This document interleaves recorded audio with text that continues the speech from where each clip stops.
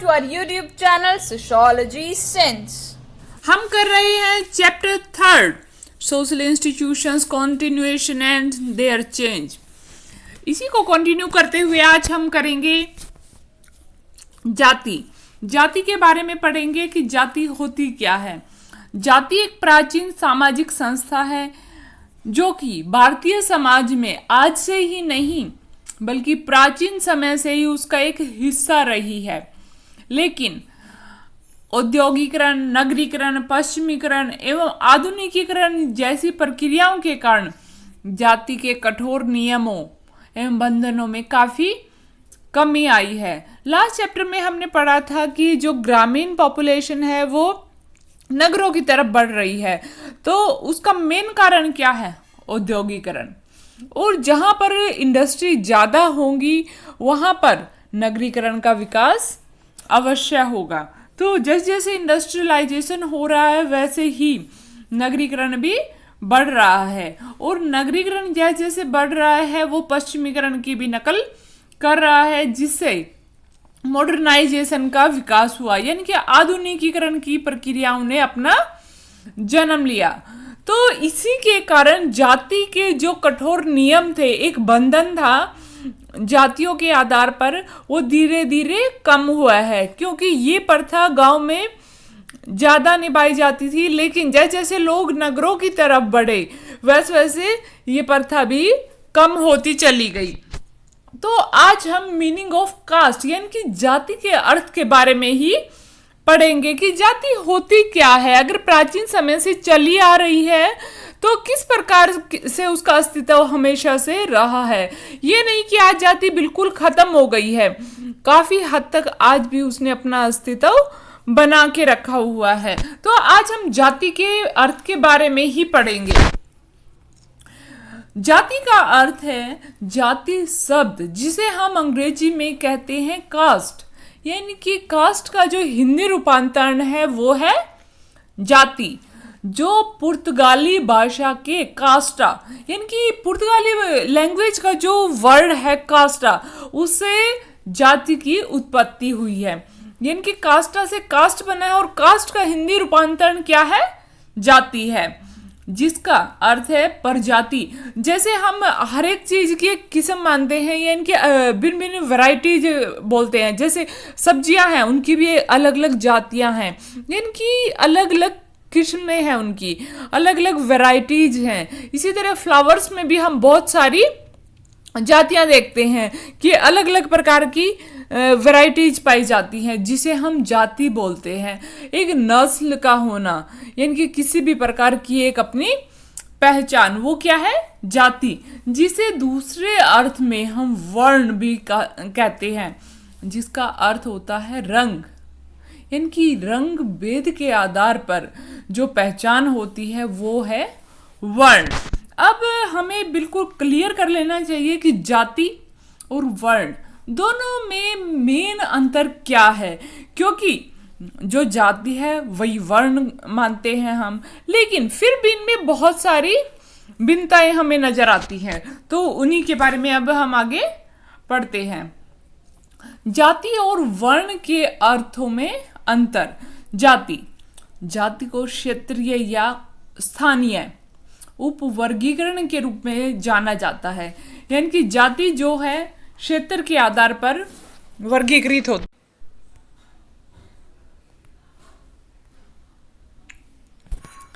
जाति और वर्ण के अर्थों में अंतर। जाति क्या होती है, मेन हम इसकी पहचान किस प्रकार से कर सकते हैं, और वर्ण को उससे किस प्रकार हम अलग कर सकते हैं। तो जाति क्या है? किसी स्थान के आधार पर उपवर्गीकरण है, जिसे हम जाति के रूप में जानते हैं। और वर्ण को सामूहिक वर्गीकरण यानी कि एक समूह का वर्गीकरण, जिसे हम वर्ण कहते हैं। यानी कि जब स्थान के आधार पर किसी भी चीज का वर्गीकरण या बंटवारा हमारे सामने आता है तो वो है जाति, और जब किसी समूह का बंटवारा करना होता है तो वो है वर्ण। तो यहाँ हमारा दोनों का अर्थ क्लियर हो जाता है कि जहाँ पर क्षेत्र की बात हो रही होती है वहाँ पर जो वर्गीकरण होता है उसे हम वर्ण नहीं, वहाँ पर हम उसे जाति कहेंगे। और जब हम किसी उस क्षेत्र में समूह का वर्गीकरण कर रहे होते हैं उसे हम वर्ण कहेंगे। अब डेफिनेशन ऑफ कास्ट, इनकी परिभाषाएं भी अलग अलग लोगों ने अलग अलग दी हैं, उन्हीं के बारे में हम अब पढ़ते हैं। मजूमदार और मैदान के अनुसार उन्होंने बोला है कि जाति एक बंद वर्ग है, यानी कि ये नहीं कि कोई भी उसमें आया और चला गया, नहीं, जाति एक बंद वर्ग है। जैसे आप लोग देख सकते हैं कि जो जिस जाति में पैदा हुआ होता है उसी में वो उम्र भर रहता है, यानी कि पूरी लाइफ ही वो एक ही कास्ट के अंदर रहता है। तो जाति क्या है? एक बंद वर्ग है जिसे ये नहीं कि हम किसी भी टाइम चेंज कर लें, जिसके कारण जाति जन्म पर ही आधारित मानी जाती है। जिस भी जाति में व्यक्ति जन्म लेता है उसी जाति का वो कहलाता है और वो इतनी आसानी से इसको चेंज नहीं कर सकता। दूसरी है कूले के अनुसार कि जब एक वर्ण लगभग पूर्णतया वंशानुक्रम पर आधारित होता है तब हम उसे जाति कहते हैं। यानी कि हमने बात की है कि वर्ण क्या है? समूह के आधार पर जो वर्गीकरण है वो वर्ण है। तो वर्ण में एक समूह, यानी कि एक समूह का जो वंशानुक्रम चला आ रहा है कि जैसे पहले दादा था, फिर पिता हुआ, फिर पोता हुआ, तो सबका एक सेम रहा है जिसे हम जाति कहेंगे कि एक ही जाति में सब लोगों ने जन्म लिया, जिसके कारण तीनों की ही जातियां एक रहेंगी। तो जब एक वर्ण लगभग पूर्णतया वंशानुक्रम, इनकी वंश के क्रम के अनुसार, ये वंश ही है कि दादा के बाद पिता की बारी आती है और पिता के बाद पोता जन्म लेता है, तो क्या है? ये वंश क्रम होता है हमारा और इसी आधार पर हमारी जाति भी निर्धारित होती है कि जो दादा की जाति रही वही पिता की होगी और जो पिता की रही वही आगे उसके पुत्र की होगी यानी कि पोते की होगी। रिजले के अनुसार जाति परिवारों या परिवारों के समूह का संकलन है, यानी कि एक समुच्चय है, एक मिश्रण है जिसमें परिवार पाए जाते हैं, यानी कि जाति के आधार पर ही अलग अलग परिवार पाए जाते हैं, जिसका एक सामान्य नाम है जो अपने को एक काल्पनिक पुरुष या देवता से उत्पन्न होने का दावा करती है। यानी कि जैसे मैंने एग्जाम्पल दिया कि जो दादा की जाति होती है वही पोते की होती है, तो ये क्या है? काल्पनिक पुरुष है, यानी कि हम अपने पूर्वजों को क्या देवता मानते हैं, तो उन्हीं की संतान आगे वही रहती है जो उनकी अपनी जाति रही है। एक ही वंशानुगत मैं बता ही चुकी हूँ कि वंशानुक्रम, कि जैसे वंशानुक्रम होता है उसी तरह से वंशानुगत भी होता है। और वंशानुगत यानी कि वंश के अनुसार ही व्यवसाय को करने का दावा कौन करती है? जाति करती है, कि जो दादा ने कार्य किए थे वही पिता ने किए और आगे वही वंशानुगत होकर वही पोते के लिए पहले से ही स्थापित होती रही है। लेकिन आज हम इसको अप्लाई नहीं कर सकते क्योंकि औद्योगिकरण हो चुका है, नगरीकरण हो चुका है, जिसके कारण लोग जो है गांव को छोड़कर यानी कि अपने जो प्राचीन व्यवसाय हैं उनको छोड़कर शहरों की तरफ आ रहे हैं, जिसके कारण वंशानुगत व्यवसाय में समय समय पर अब चेंज हो रहे हैं। आगे पढ़ते हैं कि और उन लोगों की दृष्टि में सजातीय समुदाय बनाती है जो इस संदर्भ में अपना विचार देने योग्य हैं। यानी कि हम अपनी अलग पहचान बना लेते हैं जाति के आधार पर, जिसके कारण वो हमारी पहचान हमेशा बनी रहती है और उसी के आधार पर हमारा व्यवसाय होता है। हम एक काल्पनिक देवता या पुरुष की संतान होते हैं, तो जाति एक परिवार की तरह हो जाती है कि जिसमें एक हम की भावना पाई जाती है, एक लगाव हो जाता है कि ये हमारी जाति एक पहचान हो जाती है क्योंकि उसका एक नाम होता है। जिस भी जाति में हम पैदा होते हैं तो वहाँ पे हमारी एक आइडेंटिटी होती है कि हम यहाँ से बिलोंग करते हैं।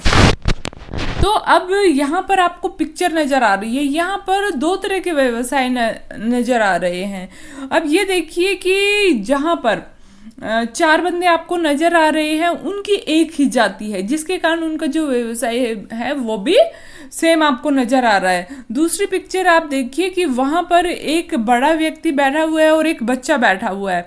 तो जैसे फादर काम कर रहा है तो साथ में बेटा भी बैठ के वही कार्य सीख रहा है। तो ये क्या शो कर रहे हैं कि ये एक जाति का स्वरूप है कि हमारा जो व्यवसाय है पिता से पुत्र को वही प्राप्त हो जाता है।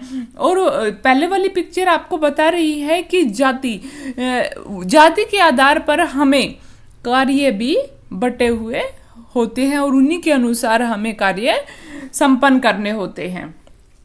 अब हम बात करते हैं कैरेक्टरिस्टिक्स ऑफ कास्ट की, जाति की विशेषताएं क्या हैं। पहले भी मैं बता चुकी हूँ कि जब भी हम किसी चीज़ का अर्थ करते हैं तो उसी में उसकी विशेषताएं छुपी हुई होती है। इसी तरह से हमने कास्ट का मीनिंग किया है, उसी के आधार पर अब उसकी विशेषताएं करेंगे। यहाँ पर गुरिये ने अनेक विशेषताएं दी हैं जाति की, उन्हीं को हम यहाँ पर करेंगे। तो गुरिये के अनुसार जाति क्या है? खंडात्मक विभाजन है, इनके अलग अलग खंडों के अनुसार बंटवारा होना। तो यहाँ पे आपको सीढ़ी नज़र आ रही है और उसके साथ ही आपको एक पार्टीशन नज़र आ रहा है जहाँ पर आपको चार व्यक्ति नज़र आ रहे हैं। जो सबसे पहले आपको नज़र आ रहे हैं वो है ब्राह्मण की तस्वीर, दूसरा है क्षत्रिय और तीसरा है वैश्य और चौथा है शूद्र। जो ब्राह्मण है उसके कार्य क्या है कि पूजा पाठ यानी कि कर्मकांड को करना। दूसरा क्या है? क्षत्रिय यानी कि युद्ध में जिसकी विजय और पराजय होती है, यानी कि क्षत्रिय जिसे हम बोलते हैं। और थर्ड है हमारे वैश्य, यानी कि हम जो व्यवसाय करते हैं। आज के टाइम में आप एक बिजनेसमैन को इस कैटेगरी में रख सकते हैं कि जो व्यवसाय करता है वो क्या है? वैश्य है। और शूद्र है कि जो साफ सफाई का काम करते थे उन्हें हम शूद्र वाली कैटेगरी में रखते थे। तो यहाँ पर क्या है कि हर किसी का अपना अपना कार्य का बंटवारा है जिसे हम खंडात्मक विभाजन के आधार पर मान सकते हैं। दूसरा है संस्तरण। अब यहाँ पर आपको सीढ़ी नजर आ रही है, इसमें पावदान अलग अलग है। अब सबसे ऊपर जो पावदान है उसे हम फर्स्ट नंबर पर रखते हैं, दूसरे को हम सेकंड पर, थर्ड नंबर पे जो है उसे थर्ड पोजीशन देते हैं। इसी तरह से इनका रैंक जो है लास्ट तक चलता है। लेकिन सबसे पहला रैंक किसे मिलता है? जो सबसे ऊपर है। उसके बाद दूसरे वाले का नंबर आता है। तो ये एक संस्तरण है। तो इसी तरह से हमारी जाति में भी एक क्रम के अनुसार स्थान पाया जाता है। जैसे सबसे पहला स्थान किसका है? ब्राह्मण का है, दूसरा क्षत्रिय का है, तीसरा वैश्य का है और चौथा शूद्र का है। तो यहाँ पर एक कार्य के अनुसार क्रम भी पाया जाता है कि फर्स्ट पोजीशन पे कौन होगा, सेकंड पे कौन एंड थर्ड पे कौन। नेक्स्ट है भोजन व सामाजिक सहवास पर प्रतिबंध। ये नहीं कि हम किसी भी जाति के साथ बैठ के खाना खा सकते हैं या उनके साथ रह सकते हैं, नहीं। एक उच्च जाति का व्यक्ति उच्च जाति के व्यक्ति के साथ ही खाना खा सकता है, उसके साथ रह भी सकता है। लेकिन एक निम्न जाति का व्यक्ति उच्च जाति के व्यक्ति के साथ ना तो बैठ सकता है और ना ही खाना खा सकता है। तो ये भी खाना व सामाजिक सहवास पर भी प्रतिबंध होता है, यानी कि एक बाधा है ये हमारे लिए। भिन्न भिन्न खंडों या जातियों की सामाजिक व धार्मिक निर्योग्यताएं हैं। ये नहीं कि एक जाति में बहुत सारी शक्तियां हैं और वो अपनी अप्लाई कर सकता है, नहीं। ये खंडात्मक विभाजन होने के कारण हर किसी की अपनी एक स्किल है, कार्य करने की क्षमता है, जिसके कारण अनेक सामाजिक व धार्मिक योग्यताएं समाज में पाई जाती हैं। नेक्स्ट है व्यवसाय के चुनाव का अभाव। ये नहीं कि एक उच्च जाति का व्यक्ति निम्न जाति के व्यक्ति का कार्य कर सकता है, उस वाला व्यवसाय वो अपना सकता है, ऐसा नहीं है। जिस जाति में जो पैदा हुआ है उसी के अनुसार उनको कार्य भी करना पड़ेगा। ये नहीं हम अपनी मर्जी से कोई भी व्यवसाय चुन सकते थे जाति में, लेकिन आज की अगर हम बात करें तो आज जैसे जैसे जाति का प्रभाव कम हो रहा है वैसे वैसे व्यक्ति भी स्वतंत्र हो रहा है, और व्यवसाय नहीं, वो हर तरह की स्वतंत्रता आज अपने लिए रखता है। विवाह संबंधी प्रतिबंध, मैरिज पर भी एक प्रतिबंध रहा है कि जिस जाति में जो व्यक्ति पैदा हुआ है उसी जाति के लड़का या लड़की से वो विवाह कर सकता है। तो ये जाति की विभिन्न विशेषताएं थी जो हमने की हैं। इसी के आधार पर कल हम करेंगे कि प्रिंसिपल्स ऑफ कास्ट सिस्टम क्या होता है, सिद्धांत क्या रहे हैं। वर्ण की भी हम बात करेंगे कि वर्ण का मेन पर्पज क्या है, क्या उद्देश्य रहे जो वर्ण व्यवस्था भी हमारे समाज में पाई जाती है। यानी कि कास्ट का जो रूप है वो वर्ण कैसे और वर्ण ने जाति को कैसे विस्तृत किया है। तो इसी के बारे में हम अपनी नेक्स्ट वीडियो में या लेक्चर में बात करेंगे।